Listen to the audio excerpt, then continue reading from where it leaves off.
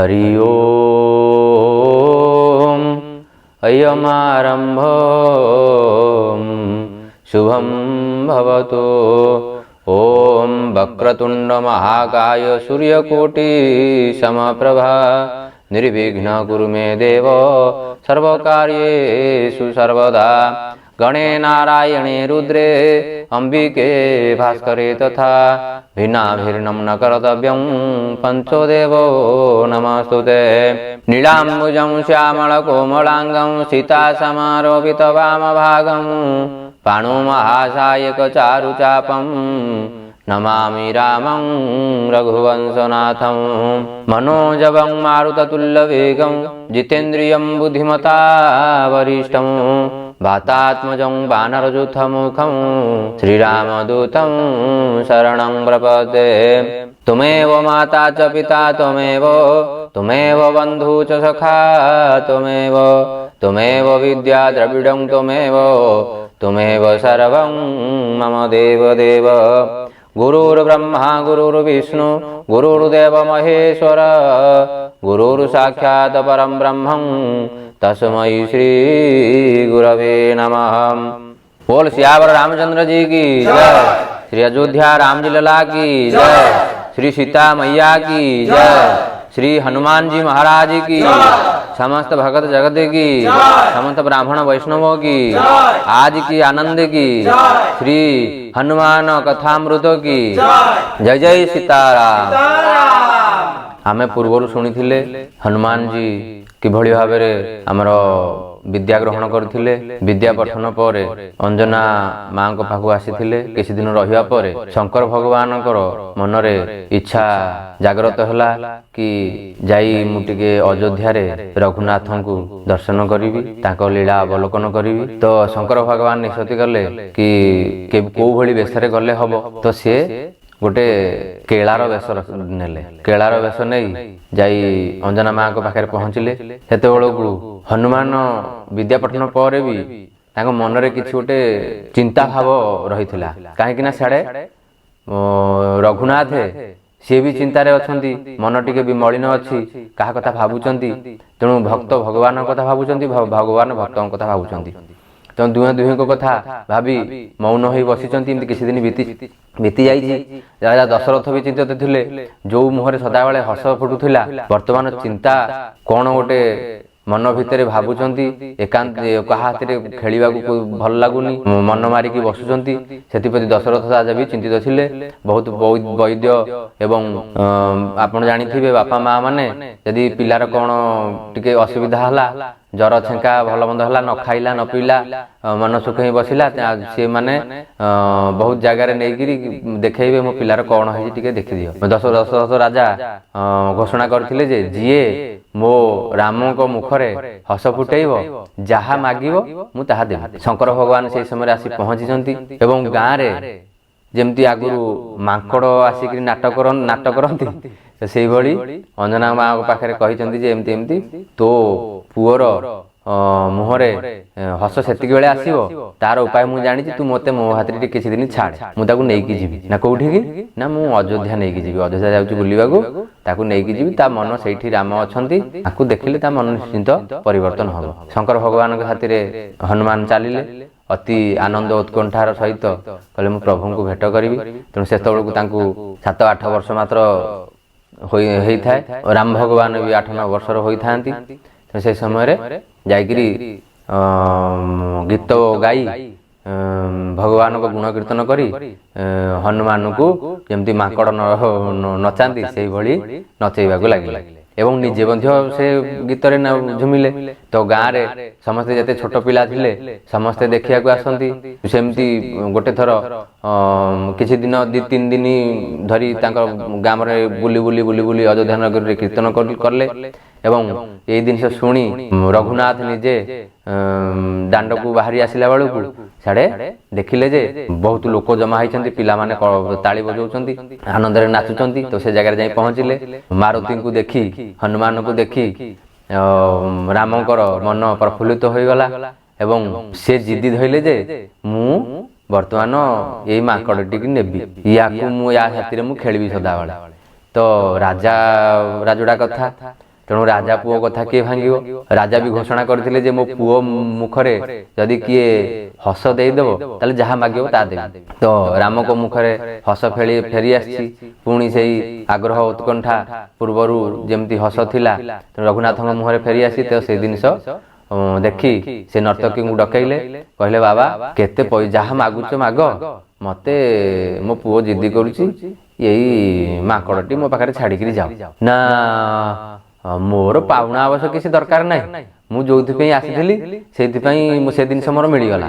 ତେଣୁ ଯଦି ଆପଣ କହିବେ ମୁଁ ସବୁଦିନ ରହିକିରି ନାଚ ଦେଖେଇବି ଏଠି ରହିକିରି। ଆଉ କିଛି ଦିନ ରହି ସେ ଜାଗାରେ ଆତିଥ୍ୟ ଗ୍ରହଣ କରିଛନ୍ତି ଏବଂ ନାଚ ଦେଖେଇ ଆମର ରାଜସଭାର ମନୋରଞ୍ଜନ କରେଇଛନ୍ତି।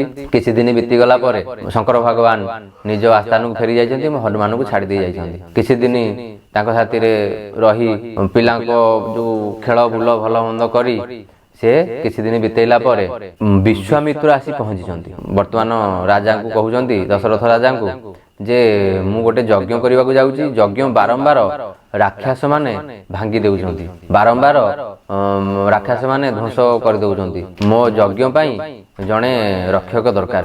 ଯଜ୍ଞ ରକ୍ଷା ପାଇଁ ମତେ ରାମ ଲକ୍ଷ୍ମଣଙ୍କୁ ସାଥିରେ ପଠାନ୍ତୁ। ତ ରାମ ଲକ୍ଷ୍ମଣଙ୍କୁ ସାଥିରେ ପଠାଇବାକୁ ଯାଇ ଦଶରଥ ରାଜା ଚିନ୍ତିତ ହେଲେ କି ରାମ ଲକ୍ଷ୍ମଣ ଏତେ ଛୋଟ ବାଳକ, ରାକ୍ଷସ ଏତେ ଦୁର୍ଦାନ୍ତ ରାକ୍ଷସ ମାନଙ୍କୁ କେମିତି ତାଙ୍କ ହାତରେ ସଂଘର୍ଷ କରିବେ? ତ କହିଲେ ଆଜ୍ଞା ଯଦି କହିବେ ମୁଁ ମୋ ସେନା ସହିତ ଯାଇକିରି ଆପଣଙ୍କର ଯଜ୍ଞ ରକ୍ଷା କରିବି। ତେଣୁ ସେ ତ ବର୍ତ୍ତମାନ ଛୋଟ ବାଳକଟିଏ, ତେଣୁ ତାକୁ କେମିତି ଛାଡ଼ିବି? ବିଶ୍ୱାମିତ୍ର ଋଷି ରାଗିଗଲେ, କହିଲେ ମୋର ଯୋଉ କଣ ବୁଦ୍ଧି ନାହିଁ ବା ମୋ ଉପରେ ଆପଣଙ୍କର ଭରସା ନାହିଁ? ମୁଁ କୌଣସି କାରଣ ଅଛି ଯାହା ଫଳରେ ମୁଁ ଏ ବାଳକ ଦି ଜଣଙ୍କୁ ମାଗୁଛି। ଦଶରଥ ରାଜା କଣ କଲେ? ଭରତ ଶତ୍ରୁଘ୍ନକୁ ସାଥିରେ ପଠେଇଦେଲେ। ତେଣୁ ଭରତ ଶତ୍ରୁଘ୍ନ ଆଉ ରାମ ଲକ୍ଷ୍ମଣ ଭିତରେ ପାର୍ଥକ୍ୟ କିଛି ନାହିଁ। ଦି ଜଣ, ଭରତ ଦେଖିବାକୁ ରାମଙ୍କ ଭଳି ଏବଂ ଶତ୍ରୁଘ୍ନ ଦେଖିବାକୁ ଲକ୍ଷ୍ମଣଙ୍କ ଭଳି। ତ ପଠେଇଦେବା ଭିତରେ ଯେତେବେଳେ କିଛି ବାଟ ଯାଇଛନ୍ତି, ଅଯୋଧ୍ୟା ନଗରୀ ବାହାରକୁ ଯାଇଛନ୍ତି ହେରି, ତେଣୁ ପଚାରିଛନ୍ତି ଯେ ଆଜ୍ଞା ପୁଅ ଗୋଟେ ବାଟରେ ଗଲେ, ବିଶ୍ୱାମିତ୍ର କହୁଛନ୍ତି ରାମ ଗୋଟେ ବାଟରେ ଗଲେ ସର୍ଟକଟ ରାସ୍ତା ଅଛି, କିନ୍ତୁ ବହୁତ ଦୁର୍ଗମ ରାସ୍ତା, ସେଠି ରାକ୍ଷାସୀ ମାନେ ଏବଂ ବହୁତ ବିପଦପୂର୍ଣ୍ଣ ରାସ୍ତା ଅଛି, ସେଟା ହଉଛି ସର୍ଟକଟ ରୋଡ। ଆଉ ଯଦି ଆମେ ବୁଲିକିରି ଯିବା ତାହେଲେ କୌଣସି ଜାଗାରେ ବିପତ୍ତି ନାହିଁ, କିନ୍ତୁ ଆମେ ଟିକେ ସମୟ ଲାଗିବ ବୁଲିକି ଯିବା। ତ ଭରତ କହିଲେ ତ ଠିକ ଅଛି, ଆମେ ବୁଲିକିରି ପଳେଇବା, ଏତେ ଦୁଷ୍କର ରାସ୍ତା ଭିତରେ ଆମେ ଯିବା କାହିଁକି? ବିଶ୍ୱାମିତ୍ର ଜାଣିଦେଲେ କି ରଘୁନାଥଙ୍କର ଏଭଳି ବୁଦ୍ଧି ନୁହଁ, ତେଣୁ ମତେ ଦଶରଥ ରାଜା ଠକି ଦେଇଛନ୍ତି। ତ ସେଠି ପୁଣି ଫେରି ଅଯୋଧ୍ୟା ଫେରିକିରି ଆସିକିରି ବିରକ୍ତ ଭାବ ପ୍ରକାଶ କରି କହିଲେ ମତେ ଠକି ଦେଇକି ରାମ ଲକ୍ଷ୍ମଣଙ୍କୁ କହିକି ଭରତ ଶତ୍ରୁଘ୍ନଙ୍କୁ ପଠେଇଛନ୍ତି। ନା ଆପଣ କେମିତି ଜାଣିଲେ? ନା ତାଙ୍କ ଆଚରଣ ବ୍ୟବହାର, ତାଙ୍କ କଥାବାର୍ତ୍ତାରୁ ମୁଁ ଜାଣିପାରିବି। ତେଣୁ ମତେ କଣ ଛୋଟିଆ ଲୋକ ବୋଲି ଭାବୁଛନ୍ତି ନା କଣ? ସେଠୁ ରାମ ଲକ୍ଷ୍ମଣଙ୍କୁ ସାଥିରେ ପଠେଇଛନ୍ତି। ରାମ ଲକ୍ଷ୍ମଣ ଯାଇଛନ୍ତି, ବାଟରେ ତାଡକା ଭେଟ ହେଇଛି, ତାଙ୍କୁ ବି ସେଇ ପ୍ରଶ୍ନ କରିଛନ୍ତି। ସେ ରାମ କହିଲେ ଯେ ଆପଣ ଆମକୁ ସର୍ଟକଟ ରାସ୍ତାରେ ନେଇକି ଚାଲନ୍ତୁ, ଆମେ ଶୀଘ୍ର ପହଞ୍ଚିବା, ଦୁର୍ଗମ ରାସ୍ତା ହେଲେ ଆମେ ସୁଗମ କରି ଯିବା। ତ ଦୁର୍ଗମକୁ ସୁଗମ କରିବା ପାଇଁ ତ ମୋର ଜନ୍ମ ହେଇଛି। ତ ସେଠୁ ତାଙ୍କୁ ନେଇକି ଗଲେ, ତାଡକାକୁ ବଧ କଲେ, ତାଡକାକୁ ବଧ କରି ଯଜ୍ଞ ରକ୍ଷା କଲେ। ଯଜ୍ଞ ରକ୍ଷା ଯୋଉଦିନ ଯଜ୍ଞ ପୂର୍ଣ୍ଣାହୁତି ହବ ସେଇଦିନ ଆସିକିରି ସୁବାହୁ ଏବଂ ତା ସହିତ ଦୈତ୍ୟମାନେ ଆସି ପହଞ୍ଚିକିରି ଯଜ୍ଞରେ ରକ୍ତ, ହାଡ଼ ଏଇଭଳି ବର୍ଷା କରିବାକୁ ଲାଗିଲେ। ତେଣୁ ରାମଙ୍କର ବାଣରେ ସେ ଏଭଳି କବଚ ସୃଷ୍ଟି କରିଥିଲେ ଯାହାକି ତାଙ୍କ ଯଜ୍ଞଶାଳାରେ କୌଣସି ଜିନିଷ ବା ରକ୍ତ, ହାଡ଼ ଏଗୁଡ଼ା କିଛି ପଡ଼ିନଥିଲା। ତାକୁ ସୁରକ୍ଷା କବଚରେ ସୁରକ୍ଷା ଦେଇ ରାକ୍ଷସ ମାନଙ୍କୁ ଘଉଡ଼ାଇ ଦେଇଥିଲେ। କିଛି ଦିନ ରହିଲା ପରେ ଯଜ୍ଞ ରକ୍ଷା କଲେ। ଯଜ୍ଞ ରକ୍ଷା କରି କିଛି ଦିନ ବିତିଗଲା ପରେ ବିଶ୍ୱାମିତ୍ରଙ୍କ ପାଖକୁ ପତ୍ର ଆସିଲା ଯେ ବିଶ୍ୱାମିତ୍ରଙ୍କ ପାଖକୁ ଯେତେବେଳେ ତାଙ୍କ ସାଥିରେ ଯିବାକୁ ବାହାରିଲେ, ତ ହନୁମାନଙ୍କୁ କହିଲେ ଯେ ତୁମେ ତୁମ ଘରକୁ ଯାଅ ଭାରି, ତେଣୁ ଆଉ ସମୟ ଆସିଲେ ମୁଁ ଆପଣଙ୍କୁ ଡକେଇବି, ତୁମର ଭେଟ ହବ ଏବଂ ଯେକୌଣସି ଯୋଉ ଉଦ୍ଦେଶ୍ୟରେ ଆମର ଜନ୍ମ ହେଇଛି ସେ ଜନ୍ମକୁ ଆମେ ସାକାର କରିବା। ତ ହନୁମାନ ଅଞ୍ଜନା ଗୁଫାକୁ ଫେରି ଯାଇଛନ୍ତି, କିସ୍କିନ୍ଧା ଫେରି ଯାଇଛନ୍ତି ଏବଂ ଇଆଡ଼େ ରାମ ଲକ୍ଷ୍ମଣ ଯାଇଛନ୍ତି ବିଶ୍ୱାମିତ୍ରଙ୍କ ସାଥିରେ। ବିଶ୍ୱାମିତ୍ରଙ୍କ ସାଥିରେ ଯିବା ଭିତରେ ସେହି ସମୟରେ ତାଙ୍କ ପାଖକୁ ଆସି ଯଜ୍ଞ ସରିଲା ପରେ ଜନକ ରାଜାଙ୍କ ପତ୍ର ଆସି ପହଞ୍ଚିଛି। ଜନକ ରାଜା ଧନୁଷ ଯଜ୍ଞ କରୁଥିଲେ। ଧନୁଷ ଯଜ୍ଞ ବା ସୀତା ସ୍ୱୟଂବର ରଖିଥିଲେ। ସୀତା ସ୍ୱୟଂବର ପାଇଁ ବିଶ୍ୱାମିତ୍ରଙ୍କ ପାଖକୁ ପତ୍ର ଆସିଥିଲା। ବିଶ୍ୱାମିତ୍ର ଯାଇଥିଲେ। ବିଶ୍ୱାମିତ୍ର କହିଲେ ଯେ ଆମର ଗୋଟେ ନିମନ୍ତ୍ରଣ ମିଥିଳାରୁ ଆସିଛି, ଆପଣ ଦୁଇ ଭାଇ ଯଦି ଚାହିଁବେ, ତୁମେ ଦୁଇ ଭାଇ ଯଦି ଚାହିଁବ ତାହେଲେ ମୋ ହାତରେ ଯିବ। ରଘୁନାଥ କହିଲେ ପ୍ରଭୁ ଆପଣ ହେଲେ ଆମର ଗୁରୁ, ତେଣୁ ବାପା ମା ଥିଲାବେଳେ ସେ ହେଲେ ପ୍ରଥମ ଗୁରୁ, ତେଣୁ ଆପଣଙ୍କୁ ଯେତେବେଳେ ବାପା ମା ଆପଣଙ୍କ ହାତରେ ସମର୍ପଣ କରିଦେଇଛନ୍ତି, ଆମ ଭଲ ମନ୍ଦ ଆମର ସର୍ବସ୍ୱ ଆପଣଙ୍କର, ତେଣୁ ଆପଣ ଯୁଆଡ଼େ ଆମେ ସିଆଡ଼େ। ତାଙ୍କୁ ମିଥିଳା ନେଇକି ଯାଇଛନ୍ତି। ମିଥିଳା ନେଇ ପହଞ୍ଚିବା ଭିତରେ ଧନୁଷ ଯଜ୍ଞ ମିଥିଳାରେ ପୁଷ୍ପ ତୋଳି ଆଣିକି ଦିଅନ୍ତି ବିଶ୍ୱାମିତ୍ରଙ୍କର ପୂଜା ପାଇଁ, ତେଣୁ ପୁଷ୍ପ ତୋଳିବାକୁ ଯାଇଥିଲେ। ଯିବା ଭିତରେ ସୀତାଙ୍କ ସହିତ ଭେଟ ହୋଇଛି। ତାଙ୍କର ମନରେ ପ୍ରେମ ଭାବନା ଜାଗ୍ରତ ହୋଇଛି ଏବଂ ସୀତାଙ୍କ ପ୍ରତି ଦୁର୍ବଳତା ଆସିଛି। ସୀତା ବି ମଧ୍ୟ ଦେଖି ରାମଙ୍କ ପ୍ରତି ତାଙ୍କ ମନରେ କିଛି ଦୁର୍ବଳତା ଜାତ ହୋଇଛି ଏବଂ ପ୍ରେମ ଭାବନା ଜାଗ୍ରତ ହୋଇଛି। ତାପରେ କିଛି ଦିନ ବିତିଗଲା ପରେ ଧନୁଷ ଯଜ୍ଞ ଦଶରଥ ରାଜା କରିଛନ୍ତି, ସ୍ୱୟଂବର ରଖିଛନ୍ତି। ସେ ସ୍ୱୟଂବରରେ ମଧ୍ୟ ରଘୁନାଥଙ୍କ ସହିତ ବିଶ୍ୱାମିତ୍ର ଉପସ୍ଥିତ ରହିଛନ୍ତି। ଅନ୍ୟ ରାଜାମାନେ ସମସ୍ତେ ଆସିଛନ୍ତି ରାବଣ ସହିତ। ବହୁତ ରାଜା ମଧ୍ୟ ପହଞ୍ଚିଛନ୍ତି। ବହୁତ ରାଜା ଯାଇ ସୀତାଙ୍କ ବିବାହ କରାହେଇଛି। ଆମେ ତାକୁ ବିସ୍ତୃତ ଭାବରେ ରାମ କଥା ରାମଚରିତ ମାନସରେ ଶୁଣିବା।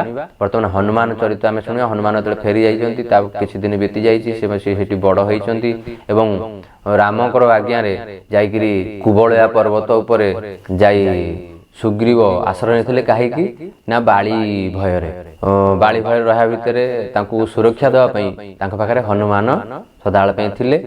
ତାଙ୍କ ସହଚର ମାନେ ଆମର ସୁଗ୍ରୀବଙ୍କର ସହଚର ମାନେ କିଛି ଥିଲେ। ତେଣୁ କିଛି ଦିନ ବିତିଗଲା। କ୍ରମଶଃ ରାମ ବଡ଼ ହୋଇଛନ୍ତି। ବିବାହ ସରିଲା ପରେ ଯେତେବେଳେ ବନବାସକୁ ଆସିଛନ୍ତି, ବନବାସରେ ରଘୁନାଥ ଯାଇ ପହଞ୍ଚିଛନ୍ତି କୁବଳୟା ବା ଶବରୀଙ୍କ ନିର୍ଦ୍ଦେଶ କ୍ରମେ ରାସ୍ତା ଦେଖାଇବା ପରେ ଯାଇକରି ପହଞ୍ଚିଛନ୍ତି କୁବଳୟା ପର୍ବତ ଉପରେ। ତେଣୁ କୁବଳୟା ପର୍ବତ ଉପରେ ପହଞ୍ଚିବାର ଯେତେବେଳେ ଦେଖିଲେ, ତେଣୁ କିଛି ବାନର ସେନା ତାଙ୍କର ଯାଇ ଜଣେଇଲେ ସୁଗ୍ରୀବଙ୍କ ଆଗରେ ଏବଂ ସେତେବେଳକୁ ହନୁମାନ ଶ୍ରୀରାମ ଜୟ ରାମ ଧ୍ୱନିରେ ମଗ୍ନ ଅଛନ୍ତି। ସେ ତ ସଦାବେଳେ ତାଙ୍କରି ପ୍ରେମରେ ହିଁ ମଗ୍ନ। ତ ତାଙ୍କୁ ସୁଗ୍ରୀବ ଡକେଇଲେ, କହିଲେ ହନୁମାନଜୀ ଆପଣଙ୍କୁ ସୁଗ୍ରୀବ ଡାକୁଛନ୍ତି, ତେଣୁ ଆପଣ ଯଥାଶୀଘ୍ର ପହଞ୍ଚନ୍ତୁ। ତ ସୁଗ୍ରୀବ ପାଖରେ ପହଞ୍ଚିଲା ପରେ ସୁଗ୍ରୀବ ତାଙ୍କୁ କହିଲେ ହନୁମାନ ଆପଣ ସଦାବେଳେ ରାମ ନାମରେ ମଗ୍ନ ଅଛନ୍ତି, ବର୍ତ୍ତମାନ ମୋ ସୁରକ୍ଷା କଥା ଚିନ୍ତା କରୁନାହାନ୍ତି। ନା କାହିଁ, ମୋର କ'ଣ ଭୁଲ ହେଲା? ନା ବର୍ତ୍ତମାନ ଆପଣଙ୍କ ଅଜାଣତରେ ଦି ଜଣ କିଏ ସନ୍ନ୍ୟାସୀ ବେଶ ଧରିଛନ୍ତି, କିନ୍ତୁ ଧନୁର୍ବାଣ ଧରିଛନ୍ତି। ତେଣୁ ଯଦି ଆମର ଶତ୍ରୁ ହେଇଥିବେ ତାହେଲେ ଆମେ ଏଠୁ ତୁରନ୍ତ ପଳାୟନ କରିବା ଦରକାର। ଯଦି ଆମର ମିତ୍ର ହେଇଥିବେ ତାହେଲେ ଆମେ ତାଙ୍କୁ ପାଛୋଟି ଆଣିବା ଦରକାର। ତେଣୁ ଆପଣ ଯଥାଶୀଘ୍ର ଯାଇ ପତା କରନ୍ତୁ ଯେ ସେ କିଏ। ହନୁମାନ ଚିନ୍ତା କରିଛନ୍ତି। ତ ଯିଏ ହେଲେ ବି ସୁଦ୍ଧା ସମସ୍ତେ ବ୍ରାହ୍ମଣଙ୍କୁ ସମ୍ମାନ ଦିଅନ୍ତି। ତେଣୁ ହନୁମାନ ବ୍ରାହ୍ମଣଙ୍କ ରୂପ ନେଇକିରି ଯାଇକିରି ପହଞ୍ଚିଛନ୍ତି ଶ୍ରୀରାମ ଆଉ ଲକ୍ଷ୍ମଣଙ୍କର ସାମ୍ନାରେ। ଦେଖିଛନ୍ତି ଅପୂର୍ବ ବେଶ, ଜଟା ବକଳ ପରିଧାନ ଏବଂ ଧନୁଷ ବାଣ ଧରିକିରି ଉଭା ହୋଇଛନ୍ତି। ତ ସେ ବୁଝିପାରିଲେନି ଇଏ ବିଚିତ୍ର ରୂପ କ'ଣ, ନା ଇଏ ରାଜକୁମାର ନା ଋଷିକୁମାର। ତ ଯାଇକି ପଚାରିଛନ୍ତି, ସଂସ୍କୃତରେ ପଚାରିଛନ୍ତି, ଏଭଳି ଭାଷାରେ ପଚାରିଛନ୍ତି ଯେ ରଘୁନାଥ କହିଛନ୍ତି ଇଏ ହେଉଛନ୍ତି ଜଣେ ଜ୍ଞାନୀ ଗୁଣୀ ବ୍ୟକ୍ତି, ତେଣୁ ଆଙ୍କୁ ସମ୍ମାନସ୍ପଦ ଉତ୍ତର ଦିଅନ୍ତୁ।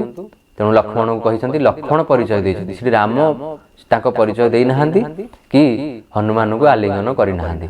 ତ ଲକ୍ଷ୍ମଣଙ୍କୁ ଯେତେବେଳେ ଇଏ କଲେ, ଲକ୍ଷ୍ମଣ କହିଲେ ଯେ ଆମେ ଦିହେଁ, ହନୁମାନ ପଚାରିଲେ ଆପଣ ବେଶରୁ ଜଣାପଡ଼ୁଛି ଆପଣ ଋଷି, କିନ୍ତୁ ତେଜ ଏବଂ ଆପଣଙ୍କର ଆୟୁଧ ଦେଖି ଜଣାପଡ଼ୁଛି ଆପଣମାନେ ହେଲେ ରାଜା। ତେଣୁ ଆପଣଙ୍କ ବେଶଭୂଷାରୁ ମୁଁ କିଛି ବୁଝାପଡ଼ୁନି, ତେଣୁ ଆପଣ ଟିକେ ଆପଣଙ୍କ ପରିଚୟ ଦିଅନ୍ତୁ। ତ ଲକ୍ଷ୍ମଣ କହିଛନ୍ତି ଆମେ ହେଲୁ ରାଜା ଦଶରଥଙ୍କର ପୁତ୍ର ରାମ ଆଉ ଲକ୍ଷ୍ମଣ। ହନୁମାନ ପଚାରିଲେ ଆପଣ ରାଜପୁତ୍ର ହୋଇ ଇଏ ବେଶ କାହିଁ ଧରିଛନ୍ତି, ବନକୁ କାହିଁ ଆସିଛନ୍ତି? ନା ପିତୃ ସତ୍ୟ ପାଳନ କରି। ତ ଏତିକି କଥା ଶୁଣିବା କ୍ଷଣି ହନୁମାନଙ୍କର ଯେଉଁ ଛଦ୍ମ ବେଶ, ସିଏ ନିଜ ସ୍ୱରୂପକୁ ପଳେଇ ଆସିଛନ୍ତି ଏବଂ ପ୍ରଭୁଙ୍କ ପାଦ ତଳେ ପଡ଼ି କାନ୍ଦିବାକୁ ଲାଗିଛନ୍ତି। ପ୍ରଭୁ ମୁଁ ସିନା ଆପଣଙ୍କୁ ଚିହ୍ନି ପାରିଲେନି? ଆପଣ କ'ଣ ମୋତେ ଜାଣିପାରିଲେନି? ନା ଆପଣଙ୍କ ଜ୍ଞାନ, କାରଣ ସଦାବେଳେ ଭକ୍ତ ଯଦି ଜ୍ଞାନର ମତରେ ଅନ୍ଧ ହେଇ ଜ୍ଞାନ ଗାରିମା ଦେଖେଇବ ତାହେଲେ ଭଗବାନ ବି ସାମ୍ନାରେ ଥିଲେ ବି ଭଗବାନଙ୍କୁ ସେ ଚିହ୍ନି ପାରିବନି କି ଭଗବାନ ତାକୁ ଚିହ୍ନା ମଧ୍ୟ ଦେବେନି। ତେଣୁ ସେଇଥିପାଇଁ କହିଲେ ଆପଣଙ୍କ ଜ୍ଞାନ ଗାରିମା ଦେଖିକିରି ମୁଁ ଆଉ ଆପଣଙ୍କୁ ଚିହ୍ନା କ'ଣ ଦେବି? ତେଣୁ ଆପଣ ତ ମୋତେ ଜ୍ଞାନ ଗାରିମା ଦେଖେଇଲେ, ତେଣୁ ସେଇ ହିସାବରେ ମୁଁ ଆପଣଙ୍କୁ ଚିହ୍ନା ଦେଇନାହିଁ। ଯେତେବେଳେ ହନୁମାନ ତାଙ୍କ ଶରଣରେ ପାଦତଳେ ପଡ଼ିଯାଇଛନ୍ତି, ତାଙ୍କୁ ଆଲିଙ୍ଗନ କରିଛନ୍ତି। ଯେଉଁ ଭକ୍ତ ମନରେ ଗର୍ବ ଅହଙ୍କାର, ମୁଁ ଅଧିକ ଜାଣିଛି, ଅଧିକ ପୂଜା ପାଠ କରୁଛି, ତେଣୁ ସଦାବେଳେ କାରଣ ଗର୍ବ ଗଞ୍ଜନ ନରହରି ଗର୍ବ ନ ସହନ୍ତି କାହାରି। ତେଣୁ ସଦାବେଳେ ଯେଡ଼େ ବଡ଼ ଭକ୍ତ ହଉ ପଛେ ତା ମନରେ ଟିକିଏ ଯଦି ଗର୍ବ, ଟିକିଏ ହିଂସା, ଟିକିଏ କଳା ଦାଗ ପଡ଼ିଲା, ସେ ସଦାବେଳେ ମାଜିକିରି ଚମକେଇବାକୁ ଚେଷ୍ଟା କରିବେ। ତେଣୁ ସେଇଥିପାଇଁ ଯେଉଁମାନେ ଭକ୍ତି କରନ୍ତି ସେମାନେ ଆଗ ହଇରାଣ ହୁଅନ୍ତି, କଷ୍ଟ ପାଆନ୍ତି। ତେଣୁ ପ୍ରକୃତ ଭକ୍ତ ଯିଏ ସିଏ ନିଶ୍ଚିନ୍ତ ତା ଭିତରେ ଯଦି କିଛି ଛଳ ଛିଦ୍ର ଆସିଯାଉଛି, କାହିଁକିନା ମାୟା, ବିଷ୍ଣୁ ମାୟା ପ୍ରବଳ, ତେଣୁ ମାୟାରେ ସମସ୍ତେ ପ୍ରଭାବିତ। ତେଣୁ ଯେଡ଼େ ବଡ଼ ଭକ୍ତ ହେଲେ ବି ସୁଦ୍ଧା ତା ଉପରେ ମାୟା ବି କବଳିତ ହେଉଛି। ତ ପ୍ରଭୁ ଦୟାଳୁ ପୁରୁଷ, ସେ ତାକୁ ଘଷି ମାଜି ଚମକେଇକି ରଖିବା ପାଇଁ ସଦାବେଳେ ଚିନ୍ତା କରନ୍ତି। ଭଗବାନ ଯେମିତି ଆପଣ କୌଣସି ବସ୍ତୁକୁ ଯଦି ଭଲ ପାଆନ୍ତି ତାକୁ ସଫା ସୁତୁରା ଆଉ ଚମକେଇ ରଖିବାକୁ ଚେଷ୍ଟା କରନ୍ତି, ସେମିତି ଭଗବାନ ଯାହାକୁ ଭଲ ପାଆନ୍ତି ତା ଭିତରେ କଳଙ୍କ ନ ରହୁ ସେ ସଦାବେଳେ ତାକୁ ମାଜିକି ସଫା କରିଦିଅନ୍ତି। ତେଣୁ ଭଗବାନ ହନୁମାନଙ୍କର ସେଠି ସନ୍ଦେହ କୁ ମାଜି ସଫା କରିଦେଇଛନ୍ତି। ତେଣୁ ହନୁମାନଙ୍କୁ ଗଳା କୋଳାଗ୍ରତ କରିଛନ୍ତି ଏବଂ ଶ୍ରୀ ହନୁମାନ କହିଛନ୍ତି ଆପଣଙ୍କୁ ସୁଗ୍ରୀବ ଅପେକ୍ଷା କରିକି ଅଛନ୍ତି, ତେଣୁ ଆପଣ ତୁରନ୍ତ ସୁଗ୍ରୀବଙ୍କ ପାଖକୁ ଚାଲନ୍ତୁ। ତ କେମିତି ଯିବା? ନା ଆପଣଙ୍କ ଦୟା ହେଲେ ମୁଁ ଆପଣଙ୍କୁ କାନ୍ଧରେ ବସେଇ ନେଇଯିବି। ତ ହନୁମାନ ସେଠି ବିଶାଳ ରୂପ ହୋଇଛନ୍ତି, ତାଙ୍କୁ କାନ୍ଧରେ ବସେଇ ସୁଗ୍ରୀବଙ୍କ ପାଖକୁ ଭେଟ କରିଛନ୍ତି। ସୁଗ୍ରୀବଙ୍କ ପାଖରେ ସୁଗ୍ରୀବଙ୍କ ଦୁଃଖ କଥା ରାମଙ୍କ ଆଗରେ କହିଛନ୍ତି ଏବଂ ରାମଙ୍କର ଦୁଃଖ କଥା ସୁଗ୍ରୀବଙ୍କୁ ଜଣେଇଛନ୍ତି।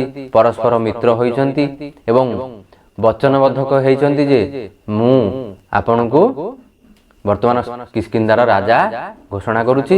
ଆପଣ ଏବଂ ସୁଗ୍ରୀବ ସଂକଳ୍ପ କରିଛନ୍ତି ଯେ ମୁଁ ଆପଣଙ୍କ ସୀତା ମାଙ୍କୁ ଖୋଜିବା ପାଇଁ ନିଶ୍ଚିନ୍ତ ସହଯୋଗ କରି ମୋ ପ୍ରାଣ ପ୍ରୟାଣରେ ମୁଁ ଚେଷ୍ଟା କରିବି। ଦି ଜଣ ସଂକଳ୍ପବଦ୍ଧ ହୋଇ ସେଠି କିଛି ଦିନ କାଳାତିପାତ କରିଛନ୍ତି। କିଛି ଦିନ ରହିବା ପରେ ପ୍ରତିଶ୍ରୁତି ଦେଇଛନ୍ତି ବାଳିକି କେମିତି ମାରିବା।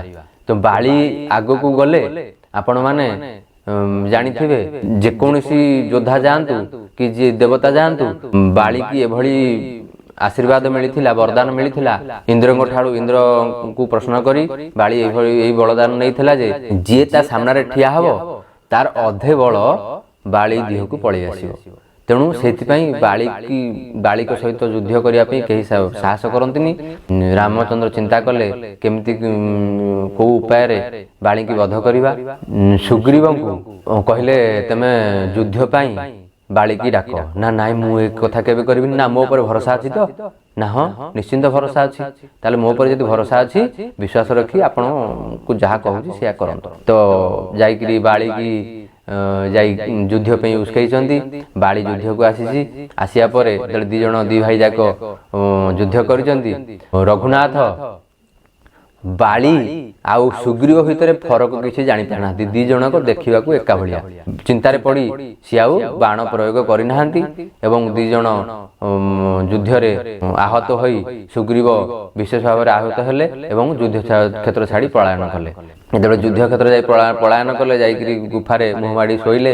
ରଘୁନାଥଙ୍କୁ କହିଲେ ଯେ ପ୍ରଭୁ ମୋତେ ମରଣ ମୁହଁକୁ ଠେଲି ଦେଇ ଆପଣ ନିଶ୍ଚିନ୍ତ ହୋଇ ବସିଲେ। ରଘୁନାଥ ସେଠି କହିଲେ ଯେ ମୁଁ ଆପଣ ଦୁଇ ଜଣ ଭିତରେ ଫରକ କିଛି ଜାଣିପାରିଲିନି, ତେଣୁ ମୁଁ ସନ୍ଦେହରେ ପଡ଼ିଲି। ସେଠୁ ତାଙ୍କୁ ଗୋଟେ ଲାଲି ମନ୍ଦାରବାଳା ଦେଇ ଯୋଉ ବୁଝେଇ ସୁଝେଇ ଛାଡ଼ିଲେ, କହିଲେ ଏଥରିକ ନିଶ୍ଚିନ୍ତ ଇଏ ହବ। ତ ଦି ଜଣ ଭିତରେ ଯୁଦ୍ଧ କଲେ। ଯୁଦ୍ଧ ହେବା ଭିତରେ ବାଳିକି ବଧ କଲେ ଏବଂ ବାଳି ସେ ଜାଗାରେ ପ୍ରଶ୍ନ କଲେ ପ୍ରଭୁ ଆପଣ ମର୍ଯ୍ୟାଦା ପୁରୁଷୋତ୍ତମ ହୋଇ ଏଭଳି ଭୁଲ କେମିତି କଲେ? ଆପଣ ଯଦି କହିଥାନ୍ତେ ମୁଁ ସୀତା ମାଙ୍କୁ ଆପଣଙ୍କ ପାଦ ତଳେ ଆଣି ଦେଇଥାନ୍ତି। ତେଣୁ ରାବଣ ବି ଆପଣଙ୍କ ପାଦ ତଳେ ଆସି ପଡ଼ିଥାନ୍ତା। ତେଣୁ ମୋର ପରାକ୍ରମ ଆପଣ ଜାଣିନାହାନ୍ତି। ତେଣୁ ଆପଣ ମୋତେ ଲୁଚିକିରି ମୋ ସୁଗ୍ରୀବ କ'ଣ ଆପଣଙ୍କର ମିତ୍ର, ମୁଁ କ'ଣ ଆପଣଙ୍କର ବୈରୀ? ଏ ଜିନିଷ ଚିନ୍ତା କହି ଯେତେବେଳେ କାନ୍ଦିବାକୁ ଲାଗିଲେ ତ ରଘୁନାଥ କହିଲେ ସୁଗ୍ରୀବ ମୋର ମିତ୍ର ନୁହଁ, କିନ୍ତୁ ମୁଁ ଧର୍ମ ସ୍ଥାପନା ପାଇଁ ଜନ୍ମ ନେଇଛି। ତେଣୁ ଧର୍ମ ସ୍ଥାପନା କରିବା ମୋର କାମ। ନା ଆପଣ କ'ଣ ଧର୍ମ କଲେ? ନା ଆପଣ ଭାଇ ବୋହୂକୁ ହରଣ କରିଥିଲେ, ଭାଇକି ଅଭ୍ୟର୍ଥନା କରିଥିଲେ, ଆପଣ ଭାଇକି ଧିକ୍କାର କରିଥିଲେ। ତେଣୁ ଏହି କାରଣରୁ ଆପଣଙ୍କୁ ଯଦି ଝିଅ କିମ୍ବା ଭାଇ ବୋହୂ କିମ୍ବା ମାଆକୁ ଯିଏ ଖରାପ ଦୃଷ୍ଟିରେ ଦେଖେ, ତେଣୁ ତାଠୁ ଆଉ ପାପୀ କେହି ନାହାନ୍ତି। ତେଣୁ ସେଇଥିପାଇଁ ଆପଣଙ୍କୁ ବଧ କଲି। ବାଳିକି ଉଦ୍ଧାର କରିଛନ୍ତି। ଚତୁର୍ମାସିଆ ଆସି ପହଞ୍ଚିଛି। ସୁଗ୍ରୀବକୁ ରାଜଗାଦି ଦେଇଛନ୍ତି। ରାଜଗାଦିରେ ମତ୍ତ ହୋଇ ସୁଗ୍ରୀବ ସେ ଜିନିଷକୁ ଭୁଲି ଯାଇଛନ୍ତି ଏବଂ ହନୁମାନ ଲକ୍ଷ୍ମଣ ଯାଇ ତାକୁ ମନେ ପକାଇଛନ୍ତି। ତାପରେ ସେନାଙ୍କୁ ଡାକି ସୀତାଙ୍କୁ ଖୋଜିବା ପାଇଁ ସେ ବାହାରି ପଡ଼ିଛନ୍ତି। ସମସ୍ତଙ୍କୁ କିଛି ସେନାକୁ ଆମର ପୂର୍ବ ଦିଗକୁ, କିଛି ସେନାକୁ ଉତ୍ତର ଦିଗକୁ, କିଛି ସେନାକୁ ପଶ୍ଚିମ ଦିଗକୁ ଏବଂ ଅଙ୍ଗଦ, ଜାମବନ୍ତ, ହନୁମାନ ଆଦି ସେନାଙ୍କୁ ନଳ ନୀଳ ଏମାନଙ୍କୁ ସେ ପଠାଇଛନ୍ତି ଦକ୍ଷିଣ ଦିଗକୁ।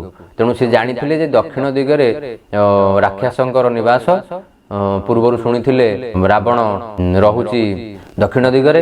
ତେଣୁ ସେଥିପାଇଁ ସେ ଦକ୍ଷିଣ ଦିଗକୁ ହନୁମାନଙ୍କୁ ପଠାଇଥିଲେ ଏବଂ ହନୁମାନଙ୍କ ହାତରେ ଗୋଟେ ମୁଦ୍ରିକା ଦେଇଥିଲେ ଏବଂ କିଛି ତାଙ୍କର ସୀତା ଏବଂ ରାମଙ୍କର ବିଶ୍ୱସ୍ତ କଥା ତାକୁ କହିକି ଛାଡ଼ିଥିଲେ, ଯାହାକି ମାଆଙ୍କୁ ଭେଟ କଲେ ଏ କଥା କହିଲେ ମା ବିଶ୍ୱାସ କରିବେ। ଜଙ୍ଗଲରେ ବହୁତ ଜାଗା ବୁଲିଲା ପରେ କାହାକୁ କୌଣସି ସନ୍ଧାନ ମିଳିନଥିଲା ଏବଂ ନିରାଶ ହୋଇ ସମସ୍ତେ ଗୋଟେ ପର୍ବତ ପାଖରେ ଯାଇ ପହଞ୍ଚିଲେ। ଭୋକ ଶୋଷ ରେ ଆଉଟୁ ପାଉଟୁ ହୋଇ ସମସ୍ତେ ଗୋଟେ ଜାଗାରେ ଯାଇ ପହଞ୍ଚିଲେ।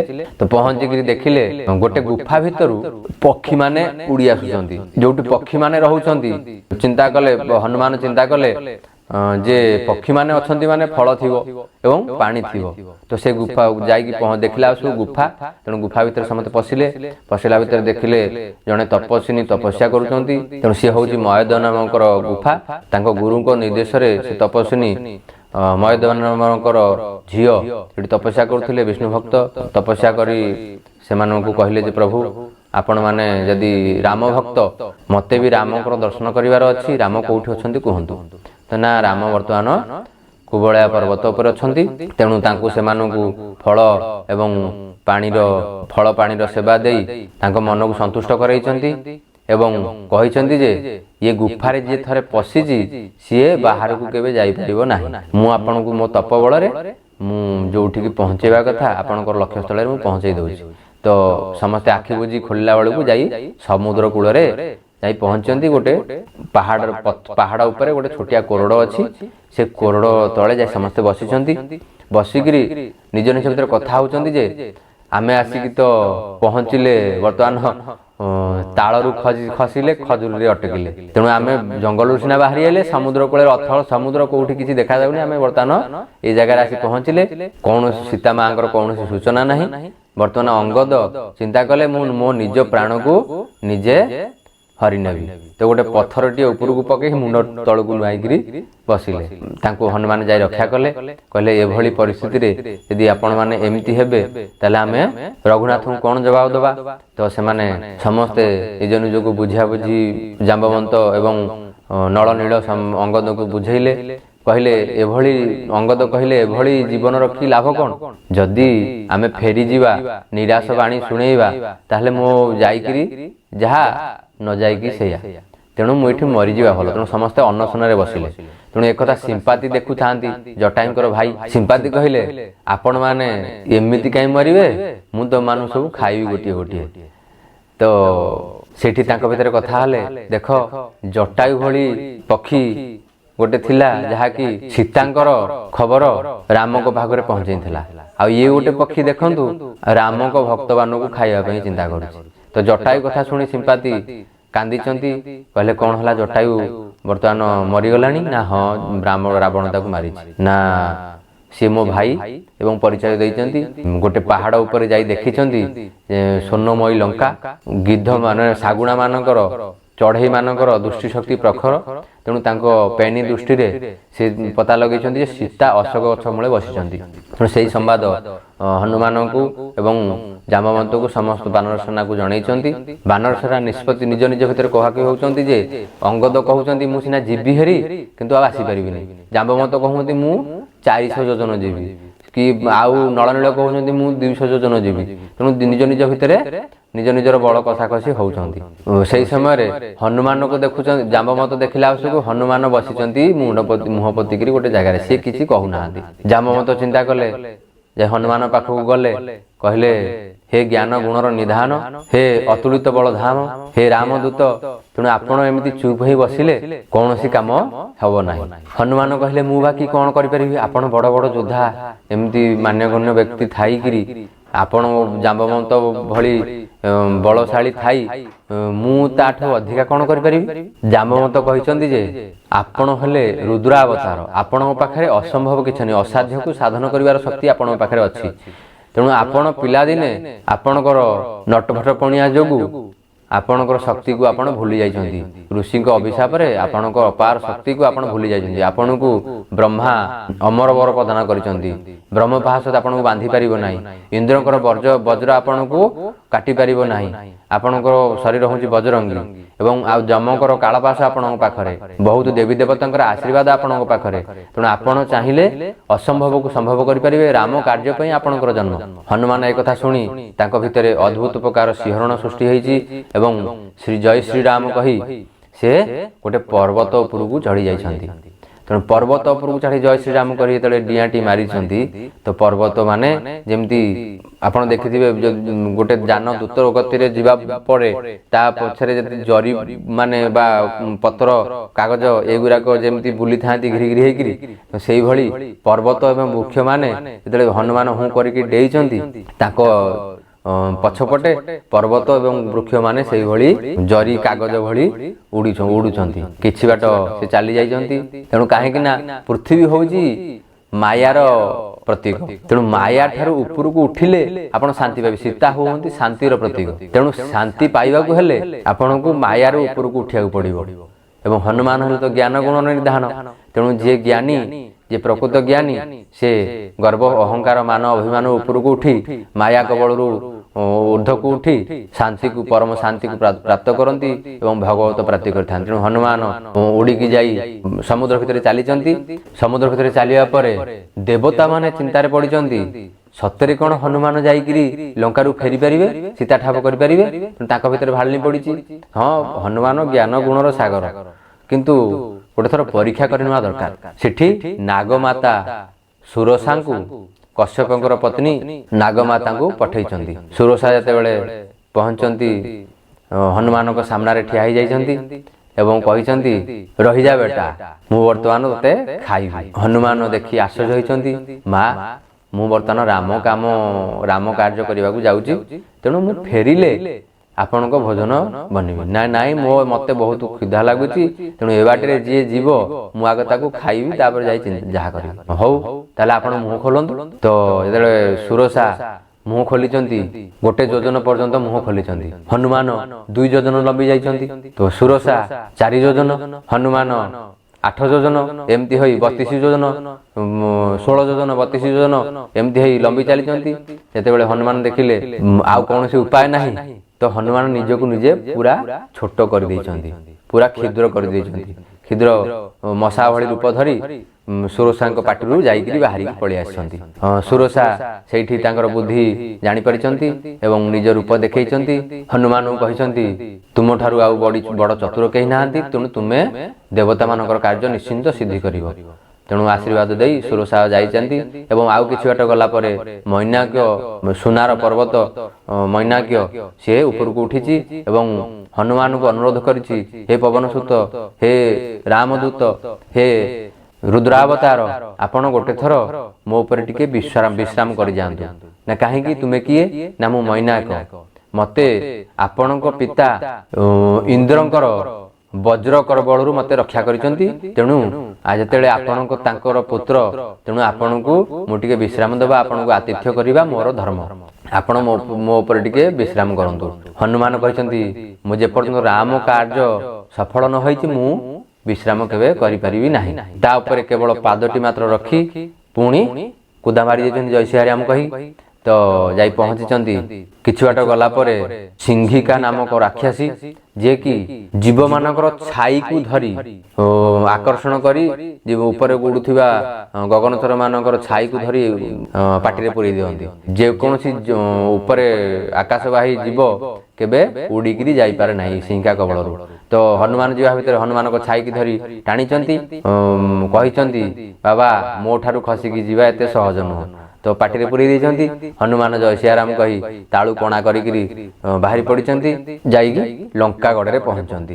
लंकागढ़ रे पहुंचंती सेठी मशा समान रूप धरी आमर लंकार मुख्य द्वार रे प्रवेश करबा को जाइचंती। लंकार मुख्य द्वार रे लंकिनी अछंती। लंकिनी जेतेबेले सोईचंती तांकर गोटे अंटारे गोटे रस्सीटे खोसी दुआर जाके लबई देछन। जण जे जीव से रस्सी की टच कला माने ताकू कुतु कुतु लागिवो से उठिवो। लंकिनी उठिची एवं कहिची किए रे तू चोर किए दुष्ट तू मो बिना आज्ञा रे लंका प्रवेश करूचु ना मु केवल रामदूत सीतांकर संधान करिया आसी मते जिया को दियंतु ना ना ना मोर बिना परमिशन रे केही जाई परिबेनी। कहले मां मते परमिशन दियंतु ना नाई नाई मो जिए लंकागढ़ रे बिना रावणर अनुमति रे प्रवेश करिवो सी होउची राजद्रोही एवं चोर। तेणु जे जेते चोर आसीबे से मानकु मु खाइबा मोर काम। तो सेठी धस्ताधस्ती हेइचंती एवं हनुमान विशाल रूप धरी लंकिनी की गोटे विधा देइचंती जे लंकिनीकर रक्त उद्गारिचंती एवं बेहोश हो जाइचंती। तापरे किछि समय पर लंकिनी उठी हनुमान को प्रणाम करिचंती एवं कहिचंती रामदूत तुमर जय हो। दिव्य सुंदर रूप होई जाइचंती। दिव्य सुंदर रूप होई कहिचंती रामदूत तुमर जय हो। हनुमान ए जिनिस जानि पार नाहंती पचारिले देवी आपण किए एभली लंकिनी रूप रे आपण लंकार रक्षा कर कोन पे करूछन ना मु ब्रह्मांकर पुत्री ब्रह्मांकर अभिशाप रे वर्तमान मु राक्षसी होई जाइथिली एवं मते ब्रह्मा कहिथिले जे मु आपण को हाथ रु ही मोक्ष प्रदान कर मोक्ष प्राप्ति करी। हनुमान को हाथ रे मोक्ष पाई लंकिनी स्वर्गधाम को जाइतंती। रामदूत लंका रे प्रवेश करिसंती। लंका रे देखिसंती नगर बाटिका शस्त्रागार रानी को मंदोदरी को महल एवं बहुत जगह रे से बुलीचंती देखिचंती किए कहार केश फिटी जाइछि। ए सब देखी मन रे तांकर पाप भावना आसीछि जे मु केभली पाप करली मु पर स्त्री की काना मु जने ब्रह्मचारी मु पर स्त्री की एभली देखिबाटा ठीक नुह। पुणी मन भितरे रघुनाथ को स्मरण करी प्रभु मु प्रभु को कार्य रे आसीछि तेणु मोर कौनसी खराब चिंताधारा नाही तेणु मते ए दोषरु क्षमा करिवे। तो आगु को चलीचंती रावणर शयन कक्ष देखिचंती एवं सब जिनिस आकलन कला परे जाई पहुंचीचंती विभीषणकर नगर रे। देखिचंती राम नाम हीरा मोती रे जड़ित राम नाम लेखा अछि। अगणा रे तुलसी चौरा अछि। घर भितरु राम राम शब्द सुना जाउछि। देखिले लंका रे राम शब्द ये तो अजब कथा। जाई पहुंचीचंती विभीषण को डाकिचंती जय श्री राम बोली उच्चारण करिचंती। विभीषण देखि आश्चर्य होइते लंका रे मो व्यतीत राम नाम किए नेला। दुआर खोलिचंती देखिचंती अपूर्व दिव्य रूप। ए कथा जानिया पे ब्राह्मण वेश रे जाइचंती हनुमान। तो ब्राह्मण रूप देखी तांकू डाकिचंती। डाकी कहिले आपण किए से महात्मा आपण लंका रे राम नाम नउचंती तेणु ना आपण किए से आपण भी लंका रे राम नाम नउचंती। दुआरे लिखाई राम नाम ना मुहली रावणर भाई विभीषण ना आपण को केमति दंड नाही। आज्ञा दांत मझिरे जीभ जेमति रुहे मु वर्तमान सेमति अछि। म कहली रावण यदि मते पचारुची मु मोरे मंदोदरी आ रे रावण बोली ताकू बुझेइछि जे रा रे होची रावण मोरे होची मदन मु होची आपण भाई आ भाउजंकर परम भक्त तेणु सेति पई राम लिखिछि बा राम नाम नउछि। तेणु से एति कही बुझेइछंती एवं रावण विभीषण चतुरता देखी हनुमान निज रूप देखैछंती। मुहली रामदूत राम को कार्य करिवा को आछंती एवं सीता को रावण हरि आनिछि मु तांको प्रता करिया पई आसीछि जे से कोउठी अछंती। विभीषण तांको देखि आलिंगन करिछंती एवं कहिछंती जाहो मोर एड बड़ भाग्य मते रघुनाथकर कृपा हला जे रामकर भक्त मते दर्शन हला। तेणु रामक भक्तଙ୍କୁ दर्शन करिवा जहा ଜଣେ ସନ୍ଥ ମୂର୍ତ୍ତିଙ୍କୁ ଦର୍ଶନ କରିବା ଯାହା ଭଗବାନଙ୍କୁ ଦର୍ଶନ କରିବା ସେଇଆ। ତେଣୁ ଭଗବାନଙ୍କର ଅହେତୁକ କୃପା ଯାହାକି ରାମଙ୍କର ଭକ୍ତ ଏବଂ ସନ୍ଥ ମୂର୍ତ୍ତି ହନୁମାନ ରୁଦ୍ରାବତାର ମୋ ପାଖରେ ପହଞ୍ଚିଛନ୍ତି। ତେଣୁ ତାଙ୍କୁ କହିଛନ୍ତି ପ୍ରଭୁ ମୋ କଥା ମତେ କ'ଣ ପ୍ରଭୁ ଆଶ୍ରୟ ଦେବେ, ମତେ କ'ଣ ତାଙ୍କ ଶରଣରେ ନେବେ? ମୁଁ ତ ଅକିଞ୍ଚନ, ମୁଁ ରାକ୍ଷସ, ମୋର ତାମସ ବୃତ୍ତି, ତେଣୁ ମତେ କ'ଣ ସ୍ୱୀକାର କରିବେ? ତ ହନୁମାନ କହିଛନ୍ତି ପ୍ରଭୁ ହେଲେ ପରମ ଦୟାଳୁ। ତେଣୁ ଆପଣ ମାନ ମୋହ ଏସବୁ ଜିନିଷ କାମ କ୍ରୋଧ ଛାଡ଼ି ଯଦି ଆପଣ ତାଙ୍କର ଶରଣାଗତ ହେଉଛନ୍ତି, ତେଣୁ ଦେଖନ୍ତୁ ମୁଁ ଗୋଟେ ଅକିଞ୍ଚନ ବାନର ଜାତି, ସ୍ୱଭାବରେ ଚଞ୍ଚଳ ଏବଂ କୌଣସି ଜାଗାରେ ଅସ୍ଥିର। ମତେ ସେ ଯେତେବେଳେ ଶରଣ ଦେଇଛନ୍ତି, ଯାହା ମୁହଁ ଦେଖିଲେ ହୁଏତ ଲୋକ ଖାଇବାକୁ ପାଇବନି, ଯାହା ନାଁ ନେଲେ ଖାଦ୍ୟ ମିଳିବନି। ତେଣୁ ସେଭଳିଆ ଅଧମ ଜାତିକି ଯଦି ରଘୁନାଥ ଆଶ୍ରୟ ଦେଇଛନ୍ତି, ଶରଣ ଦେଇଛନ୍ତି, ତାହେଲେ ଆପଣଙ୍କୁ କାହିଁ ଦେବେନି? ସେ ତ ପରମ ଦୟାଳୁ। ତ ଏଇ କଥା କହି ବିଭୀଷଣକୁ ପ୍ରବୋଧନା ଦେଇ ଯାଇକରି ପହଞ୍ଚନ୍ତି ଅଶୋକ ବାଟିକାରେ। ଅଶୋକ ବାଟିକାରେ ରାତିରେ ଲୁଚିକି ରହିଛନ୍ତି। ରାବଣର ଏବଂ ମେଘନାଦର ପ୍ରାଦୁର୍ଭାବ ଦେଖିଛନ୍ତି। ଯେତେବେଳେ ରାତିରେ ସମସ୍ତେ ନିସ୍ତବ୍ଧ ହେଇଯାଇଛନ୍ତି, ସମସ୍ତେ ଶୋଇଯାଇଛନ୍ତି, କାହିଁକିନା ଲଙ୍କା ହେଉଛି সোনাର ଲଙ୍କା। ଯୋଉଠି ମାୟା ଥାଏ ସେଠି ନିଦ୍ରା ସମସ୍ତେ ଘାଟିଥାଏ। ତେଣୁ ସମସ୍ତେ ଘୋର ନିଦ୍ରା ଯେତେବେଳେ ଶୋଇଛନ୍ତି, ରାମଦୂତ ସେତେବେଳେ ଜାଗ୍ରତ ଅଛନ୍ତି ଏବଂ ସୀତାଙ୍କ ବିଳାପ ଶୁଣି ରାମ ଦେଇଥିବା ମୁଦ୍ରିକାଟିକୁ ଧୀରେ କିନି ପକେଇ ଦେଇଛନ୍ତି ଏବଂ ସୀତା ସେ ମୁଦ୍ରିକା ପାଇଛନ୍ତି। ପାଇକିରି ଟିକେ ଶୋକାତୁର ହୋଇଯାଇଛନ୍ତି, ଭାବ ବିଭୋର ହୋଇ ପୁଣି କହିଛନ୍ତି ନାଇଁ, ଇଏ ହେଉଛି ରାକ୍ଷସଙ୍କର ମାୟା। ତ ହନୁମାନ ରାମଙ୍କର କାହାଣୀ ଶୁଣେଇଛନ୍ତି, କିଭଳି ରଘୁନାଥ ସୀତାଙ୍କ ସହିତ ବିବାହ କଲେ ଏବଂ ଆସି ତାଙ୍କ ବିରହରେ ବର୍ତ୍ତମାନ କୁବଳୟା ପର୍ବତ ଉପରେ ଅଛନ୍ତି। ସେଇ କଥା କହି ସୀତାଙ୍କୁ ବିଶ୍ୱାସ ଇଏ କଲେ। ତେଣୁ ତାପରେ ବି ସୀତା ଅବିଶ୍ୱାସ କଲେ, ନାଇଁ ଇଏ ହେଉଛି ରାକ୍ଷସଙ୍କର ମାୟା। ତାଙ୍କୁ ବିଶ୍ୱାସ କରିବାକୁ ଯାଇ ଏଇ କଥା କହିଲେ ଯେ ପ୍ରଭୁ ମତେ ଆପଣଙ୍କର ଗୁପ୍ତ କଥା ମତେ କିଛି କହିଛନ୍ତି ନା କ'ଣ? ନା ଯେ କେମିତି ଆପଣଙ୍କୁ ପ୍ରଭୁ ଭଲ ପାଆନ୍ତି, ଜୟନ୍ତ କାକ ମାତ୍ର ଆପଣଙ୍କ ପାଦରେ ଥଣ୍ଟ ଟିକେ ମାରିଦେଲା ବୋଲି ଗୋଟେ ତୃଣଟାକୁ ଏଭଳି ବାଣ କରି ଛାଡ଼ିଦେଲେ, ବିଶ୍ୱ ବ୍ରହ୍ମାଣ୍ଡରେ କେହି ଆଶ୍ରୟ ଦେଇପାରିଲେନି। ତେଣୁ ଏଇ କଥା ମତେ କହିଛନ୍ତି।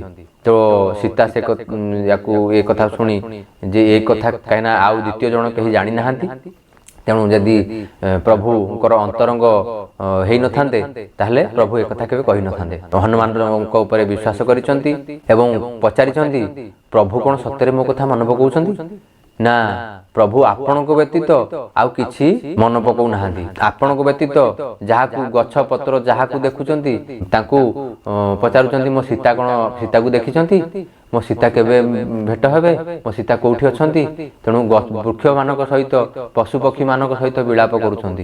ଶୀତଳ ପବନ ବହୁଛି, ଚନ୍ଦ୍ରକ କିରଣ ତାଙ୍କୁ ଆଉ ଶୀତଳତା ଦଉନି, ତାଙ୍କୁ ଜଳିଗଲା ଅଗ୍ନିରେ ଜଳିଗଲା ଭଳି ଲାଗୁଛି। କାହିଁକି ନା ସେ ଆପଣଙ୍କର ପ୍ରେମରେ ବିଭୋଳ ହୋଇ ଅଛନ୍ତି। ହନୁମାନଙ୍କ କଥା ଶୁଣି ସୀତା ଭାବ ବିଭୋଳ ହୋଇ ପଡିଛନ୍ତି ଏବଂ କହିଛନ୍ତି ତେଣୁ ଯଥାଶୀଘ୍ର ଯଦି 2 ମାସ ଭିତରେ ମତେ ରଘୁନାଥ ଏଠୁ ନ ନେଇ ଯାଆନ୍ତି, ମୁଁ ନିଶ୍ଚିନ୍ତ ମୋ ପ୍ରାଣ ତ୍ୟାଗ କରିବି।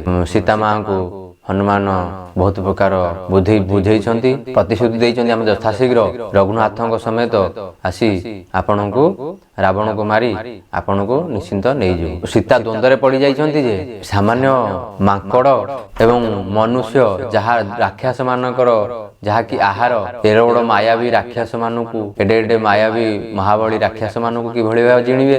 ତେଣୁ ସୀତାଙ୍କ ମନରେ ଟିକେ ଭାବନା ଆସିଛି ଏବଂ ହନୁମାନ ତାକୁ ଜାଣିପାରିଛନ୍ତି ଏବଂ କହିଛନ୍ତି ମା ଆପଣ ଭାବନା କରୁଛନ୍ତି କି ଆମେ ମାଙ୍କଡ଼ ଏବଂ ସାଧାରଣ ଭାଲୁ ମାନେ ଆମେ କ'ଣ କରିପାରିବୁ? ଆପଣ ନିଜେ ରଘୁନାଥଙ୍କ କୃପାରୁ ମୋର ବିଶାଳ ରୂପ ଦେଖନ୍ତୁ। ତାଙ୍କୁ ବିଶାଳ ରୂପ ଦେଖେଇଛନ୍ତି। ସୀତା ଏ ରୂପ ଦେଖି ହନୁମାନଙ୍କର ବିଶାଳ ରୂପ ଦେଖି ଆନନ୍ଦିତ ହୋଇଛନ୍ତି ଏବଂ ତାଙ୍କ ମନ ଭିତରେ ଅଦ୍ଭୁତ ପ୍ରକାର ଶିହରଣ ଜାଗ୍ରତ ହୋଇଛି। ଅନେକ ଆଶା ପ୍ରକଟିତ ହୋଇଛି, ଯାହାକି ଜୀବନକୁ ବିନାଶ କରିବା ପାଇଁ ନିଷ୍ପତ୍ତି ନେଇଥିଲେ ସେ ଆଶା ତାଙ୍କର ଉଭେଇ ଯାଇଛି ଏବଂ ରଘୁନାଥଙ୍କ ପ୍ରତି ପ୍ରେମ ଭାବ ଜାଗ୍ରତ ହୋଇଛି ଏବଂ ହନୁମାନଙ୍କୁ ଆଶୀର୍ବାଦ ଦେଇଛନ୍ତି ତୁମେ ସଦାବେଳେ ଅମର ଅଜାମର ହୋଇ ରଘୁନାଥଙ୍କର ଗୁଣଗାନ କରୁଥାଅ ବୋଲି ଆଶୀର୍ବାଦ ଦେଇଛନ୍ତି, ଅଷ୍ଟ ସିଦ୍ଧି ନବନିଧିର ଆଶୀର୍ବାଦ ଦେଇ ତା ମୁଣ୍ଡରେ ହାତ ବୁଲେଇ ଦେଇଛନ୍ତି ଏବଂ ହନୁମାନ ମାଙ୍କୁ କହିଛନ୍ତି, ମା ମୁଁ ଏତେ ଦିନ ହେଲା ଆସିଲାଣି, ବହୁତ ଜାଗା ବୁଲିଲାଣି, ରାମଙ୍କ କାର୍ଯ୍ୟ ସମ୍ପାଦନ ହୋଇନଥିଲା ବୋଲି ମୋତେ ଭୋକ ଶୋଷ ନଥିଲା। ବର୍ତ୍ତମାନ ମୋ ମନକୁ ଅପୂର୍ବ ଆନନ୍ଦ ଅପୂର୍ବ ସନ୍ତୁଷ୍ଟରେ ପରିପୂର୍ଣ୍ଣ ହୋଇ ମୋତେ ବର୍ତ୍ତମାନ ଭୋକ ଲାଗୁଛି, ମୁଁ କ'ଣ ଖାଇବି? ନା ବାବା, ତୁ ରାବଣର ଅଶୋକ ବାଟିକା ଅଛି, ଯାହା ବର୍ତ୍ତମାନ ସେଇଠିକି ଚାଲିଯା, ବହୁତ ଭଲ ଭଲ ଫଳ ଅଛି, ମିଠା ଫଳ ଖାଇବୁ। ଆଉ ସୀତା ମାଙ୍କ ଠାରୁ ବିଦାୟ ନେଇ ଅଶୋକ ବାଟିକାକୁ ଯାଇଛନ୍ତି। ଅଶୋକ ବାଟିକାରେ ଯେତିକି ଖାଇଛନ୍ତି ସେତିକି ବୃକ୍ଷ ଉପାଡ଼ିଛନ୍ତି, ସେତିକି ଭାଙ୍ଗିଛନ୍ତି, ସେତିକି ଫୋପାଡ଼ିଛନ୍ତି ଏବଂ ଏ କଥା ବଗିଚାକୁ ରଖୁଆରୀ କରୁଥିବା ରାବଣର ଦୂତମାନେ ଦେଖି ତାକୁ ବିରୋଧ କରିଛନ୍ତି ଏବଂ ମହାବଳୀ କପିଙ୍କ ସାମ୍ନାରେ କେହି ତିଷ୍ଠି ପାରିନାହାନ୍ତି। ଖରଦୂଷଣ ଭଳି ମହାବଳୀଙ୍କୁ ବିନାଶ କରିଛନ୍ତି। ବିନାଶ କରିବା ପରେ ଯାଇ କିଛି କାହାକୁ ମଶା ଭଳିଆ ମର୍ଦି ଦେଇଛନ୍ତି, କାହାକୁ ଲୁଗା କାଚିଲା ଭଳିଆ କାଚି ଦେଇଛନ୍ତି, କାହାକୁ ଅଧମରା କରିଦେଇଛନ୍ତି, କାହାକୁ ଧୂଳିରେ ମିଶାଇ ଦେଇଛନ୍ତି। ଏମିତି ବହୁତ ସେନାକୁ ହତ କରିଛନ୍ତି ଏବଂ ଯିଏ କିଛି ଅଧମରା ହେଇକିରି ଯାଇଛନ୍ତି, ଯାଇ ରାବଣ ପାଖରେ ଶୁଣେଇଛନ୍ତି, ହେ ମଣିମା ତ୍ରାହି କର, ହେ ମହାରାଜ ଆମକୁ ରକ୍ଷା କର। ତ ରାବଣ ଆଚମ୍ବିତ ହୋଇ କହିଛନ୍ତି, କ'ଣ ହେଲା? ମୋ ରାଜ୍ୟରେ ଏଭଳି ବିପତ୍ତି କେମିତି ଆପଣଙ୍କୁ ପଡ଼ିଲା? ବର୍ତ୍ତମାନ ଗୋଟେ ବିଶାଳକାୟ ବାନର ଆସି ଆପଣଙ୍କର ବାଟିକାକୁ ଉଜାଡୁଛି ଏବଂ ଆମେ ତାକୁ ରୋକିଲା ପରେ ବି ବହୁତ ରାକ୍ଷସ ମାନଙ୍କୁ ସେ ବଧ କଲାଣି। ଆମେ କେମିତି ପ୍ରକାରେ ତା କବଳରୁ ଖସି ଆସିଛୁ, ତେଣୁ ଆମକୁ ରକ୍ଷା କର। ରାବଣ ଏକଥା ଶୁଣି ମନେ ମନେ ଭାବିଛି, ଏଭଳି ବଳଶାଳୀ ବାନର ତ କେହି ନାହାନ୍ତି, ହୁଏତ ବାଳି ହେଇପାରେ, କିନ୍ତୁ ବାଳି ତ ହତ ହେଇଯାଇଛି ବୋଲି ମୁଁ ଶୁଣୁଛି, ତ ବାଳି ପୁତ୍ର ଅଙ୍ଗଦ ହେଇପାରେ। ତ ଏଇ ମନରେ ଭାବି ତାକୁ କହିଛନ୍ତି, ତୁରନ୍ତ ତାକୁ ଧରି ଆଣ ଏବଂ ପଠେଇଛନ୍ତି ଯେ କାହାକୁ? ରାବଣ ଅକ୍ଷୟ କୁମାରକୁ ପଠେଇଛନ୍ତି। ତେଣୁ ଅକ୍ଷୟ କୁମାର ବରପ୍ରାପ୍ତ କରିଥିଲା, ଯଦି ଆପଣଙ୍କୁ ଅଙ୍ଗଦ ବଧ କରିବ ତାହେଲେ ତାର ଛାତି ଫାଟିଯିବ। ତେଣୁ ଆଗରୁ ତାର ସେ ଅଭିଶାପ ପାଇଛନ୍ତି, ସେଇଥିପାଇଁ ସେ ଅଙ୍ଗଦ ବୋଲି ଭାବି ସେ ଅକ୍ଷୟ କୁମାରକୁ ପଠେଇଛନ୍ତି ଯେ ଅକ୍ଷୟ କୁମାରର ଅଙ୍ଗଦ କିଛି କରିପାରିବ ନାହିଁ। ତ ଅକ୍ଷୟ କୁମାରକୁ ପଠେଇଲା ପରେ ଅକ୍ଷୟ କୁମାର ଅନେକ ପ୍ରକାର ଧିକାର ବାଣୀ କରିଛି, ଯୁକ୍ତିତର୍କ ବାକ୍ୟ ବାଣରେ ବିଧ କରିଛି ଏବଂ ମଲ୍ଲଯୁଦ୍ଧ ମାୟାବୀ ଯୁଦ୍ଧ କରି ଶେଷରେ ପ୍ରାଣ ହରାଇଛି। ରାବଣ ତାପରେ ପରେ ମେଘନାଦକୁ ପଠେଇଛି। ମେଘନାଦ ସହିତ ଘମାଘୋଟ ଯୁଦ୍ଧ ହେଲା ପରେ ମେଘନାଦ କୌଣସି ଉପାୟ ନ ପାଇ ବ୍ରହ୍ମାସ୍ତ୍ରକୁ ପ୍ରୟୋଗ କରିଛି ଏବଂ ବ୍ରହ୍ମାସ୍ତ୍ରକୁ ସମ୍ମାନ ଜଣାଇ ଶ୍ରୀ ରାମଦୂତ ହନୁମାନ ନିଜେ ବନ୍ଧନ ହୋଇଛନ୍ତି, କାହିଁକିନା ତାଙ୍କୁ ଆଗରୁ ବରପ୍ରାପ୍ତ ଥିଲା କି ବ୍ରହ୍ମାଙ୍କ ବ୍ରହ୍ମପାଶ ବାନ୍ଧି ପାରିବ ନାହିଁ, ବ୍ରହ୍ମାସ୍ତ୍ର ତାଙ୍କ ଉପରେ କାମ କରିବନି, କୌଣସି ଦିବ୍ୟ ଅସ୍ତ୍ର ତାଙ୍କ ଉପରେ କାମ କରିବନି। କିନ୍ତୁ ବ୍ରହ୍ମାଙ୍କୁ ସମ୍ମାନ ଜଣାଇ ରୁଦ୍ରାବତାର ନିଜକୁ ବନ୍ଧନ କରିଛନ୍ତି। ଦେଖିବାକୁ ଇଚ୍ଛା କରିଛନ୍ତି ଯେ ରାବଣର ପରାକ୍ରମ କେତେ, ତାର ରାଜସଭାରେ କିଏ କିଏ କୋଭଳି ମହାବଳୀ ଅଛନ୍ତି, କୋଭଳି ଜ୍ଞାନୀ ଗୁଣୀ ଅଛନ୍ତି, ତାକୁ ପରିଚାଳନା କରିବା ପାଇଁ ଯାଇ ପହଞ୍ଚିଛନ୍ତି। ପହଞ୍ଚିଯିବା ଭିତରେ ରାବଣ ହନୁମାନଙ୍କୁ ଦେଖିଛି ଏବଂ ପଚାରିଛି, ତୁ କିଏ? ସେ ଏଭଳି ଦୁଷ୍ଟତା କାହିଁକି କରୁଛୁ? ଆମ ସେନାମାନଙ୍କୁ କାହିଁକି ମାରୁଛୁ? ରାବଣ ଆଗରେ ହନୁମାନ କହିଛନ୍ତି କି ମତେ ଯିଏ ମାରିଲା ମୁଁ ତାକୁ ମାରିଲି, ମତେ ଯିଏ ନ ମାରିଛି ମୁଁ କାହିଁ ତାକୁ ମାରିବି? ତୁ ଆସିକିରି ଆମ ବାଟିକା ଉଜାଡୁଛୁ, ଯଦି ଫଳ ଖାଇଲୁ ବଗିଚା ଉଜାଡୁଛୁ କାହିଁକି? ରାବଣ କହିଲା, ବିନା ପରମିଶନରେ ତୁ ଅଶୋକ ଫଳ ବାଟିକାରେ ପଶିଲୁ କେମିତି? ଆଉ ଫଳ ଚୋରି କରି ଖାଉଛୁ? ନା, ମୁଁ ଫଳ ଟିକେ ମତେ ଭୋକ ଲାଗିଲା, ଫଳ ଟିକେ ଖାଇଲି, ତେବେ ଆପଣଙ୍କ ସେନାମାନେ ମତେ କାହିଁ ମାରିଲେ? ତେଣୁ ଆପଣ ତ ରାମଙ୍କର ଧର୍ମପତ୍ନୀ ସୀତାଙ୍କୁ ହରଣ କରି ଆଣିଛନ୍ତି, ତାହେଲେ ଆପଣଙ୍କୁ କଣ ଦଣ୍ଡ ଦବା? ତ ରାବଣ ସେଠି କ୍ରୋଧିତ ହୋଇଛି ଏବଂ କହିଛି, ତୁ କିଏ ଏଭଳି ଦୁର୍ବୃତ୍ତ? ନା, ମୁଁ ରାମଙ୍କର ଦୂତ, ମତେ ରଘୁନାଥ ପଠେଇଛନ୍ତି ସୀତାଙ୍କୁ ବାର୍ତ୍ତା ବୁଝିବା ପାଇଁ। ତେଣୁ ତତେ ଯଦି ଭଲ ଦଶା ଅଛି, ତୁ ରଘୁନାଥ ହେଲେ ପରମ ଦୟାଳୁ, ତୁ ରଘୁନାଥଙ୍କ ଶରଣକୁ ଯା ଏବଂ ସୀତାଙ୍କୁ ଶାସନ ମାନେ ଫେରେଇ ଦେ। ଏବଂ ରାବଣ ସେ କଥା ଶୁଣିନି, ତାପରେ ଧୃଷ୍ଟତା କରିଛି ଏବଂ ମାରିବା ପାଇଁକା ଅସ୍ତ୍ର ଉଠେଇଛି। ବିଭୀଷଣ ପ୍ରତିବାଦ କରିଛନ୍ତି ଯେ, ହେ ମହାରାଜ, ଆପଣଙ୍କର 3 ଲୋକରେ ଯଶଗାନ ହଉଛି, ଆପଣ ସାମାନ୍ୟ ଦୂତଟାକୁ ବଧ କରିବେ, ଦୂତ ବଧ କଲେ ଆପଣଙ୍କୁ ସାରା ସଂସାରରେ ନିନ୍ଦା କରିବେ, ଏଭଳି କର୍ମ ଆପଣ କରନ୍ତୁ ନାହିଁ। ଯଦି ଦୂତ କଣ ଦୁଷ୍ଟତା କରିଛି ତାହେଲେ ତାକୁ ଅଙ୍ଗଭଙ୍ଗ କରିକିରି ତା ମାଲିକ ପାଖକୁ ପଠେଇ ଦିଅନ୍ତୁ। ରାବଣ ଚିନ୍ତା କରିଛନ୍ତି କଣ କରିବା।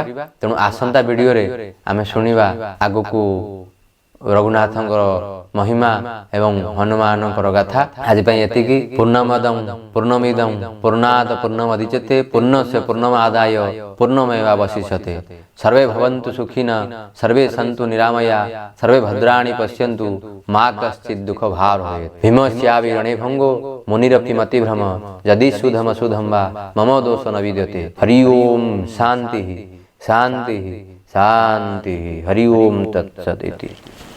बोल सियावर रामचंद्र जी की जय। श्री अयोध्या राम जी लला की आज की आनंद की श्री हनुमान जी कथामृत की जय जय सीताराम।